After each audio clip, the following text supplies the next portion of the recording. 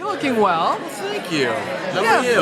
last episode of last season. I feel a lot better. Do you? Yeah. Now Renard, not so good. Not so good. Oh, my hat. My precious hat. Yeah, he's in a really tough spot right now. He's in a bit of a state, isn't he? Bullets do that. Bullets can do that. They, we find him fighting for his life, and it gets pretty gruesome. It's very bloody and it's very touch and go. We'll see. Hopefully, if he recovers, there'll be some big changes in the character. But we'll see what happens. I haven't really seen too far into the season yet. But there's a lot to contend with in the beginning. Not to mention the whole hierarchy of the family now. It's kind of up in the air. Yeah. Well, that royal family is definitely something to contend with. I mean, there's a lot of politics that are going to have to take place, but it just seems like they're constantly one-upping each other. Like again, and then they come back and forth. So we'll have to take care of it once and for all. Do you think the captain will eventually have a successful love relationship? I don't know. He's so messed up. Do you want him to have a successful relationship? I find it hard to envision him with all the responsibilities and all the duties that he has. Because, not only is he in charge of the police, but he's also in charge of a sort of subterranean vessel world.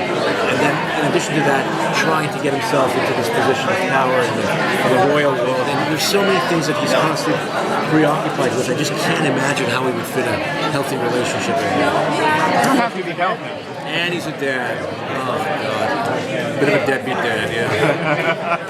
So I think it's very difficult. I often laugh. I'm like, I can't imagine when this guy might start to sleep. There was way too much on his plate. Way too much on his plate.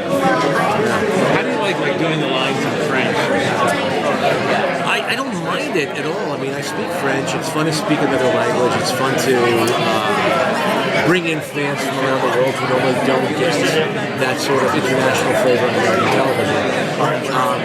It is funny, though, that if you saw the actual making of, what happens is I'm on the phone, and there's a PA sitting in the corner of my office underneath a table or something, reading back to me in English, who doesn't speak a word of French. And so there I am speaking French, and he's just looking and jumping in with English, assuming I'm done because they don't understand. And then I have to hear it back in English from the scared PA, and then respond again in character in French. It's an interesting situation. What about speaking of international, all the different legends from around the world? Yeah. I think it's part of the reason it's had this growing success. People feel included. We borrow from different cultures and languages, and it just makes the show a lot more international and also interesting for American audiences who are not as familiar with these foreign myths, which are still very relatable.